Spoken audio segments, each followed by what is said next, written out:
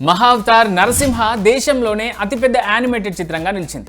July 25న విడుదలైన ఈ cinema ఇప్పటికే 200 కోట్లకు పైగా వసూళ్లు సాధించింది. బాక్సాఫీస్ రికార్డులు బద్దలు కొడుతున్న ఈ సినిమాపై సోషల్ మీడియాలో పెద్ద చర్చ జరుగుతోంది. అశ్విన్ కుమార్ తెరకెక్కించిన ఈ సినిమాను హిందువులు మాత్రమే కాకుండా వివిధ వర్గాల ప్రేక్షకులు కూడా ఎగబడి చూస్తున్నారు. 300 కోట్ల కలెక్షన్స్ వైపు వేగంగా అడుగులు వేస్తున్న మహావతార్ నరసింహ మూవీ గురించి దర్శకుడు అశ్విన్ కుమార్ ఇటీవల కొన్ని ఆసక్తికరమైన విషయాలు వెల్లడించారు. ఒక యానిమేటెడ్ సినిమా మొదటి వారంలోనే 100 కోట్లు వసూలు చేయడం నిజంగా ఆనందకరమైన విషయం అన్నారు.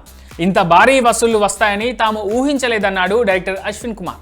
మన దేశంలో వివిధ మతాలు, సంస్కృతులను ఫాలో అయ్యే ప్రజలు అంతా కలిసిమెలిసి జీవిస్తున్నారు. బహుశా ఈ వైవిధ్యం వల్లే ఈ సినిమా ప్రేక్షకుల హృదయాలను ఇంతగా తాకిందన్నారు ఈయన.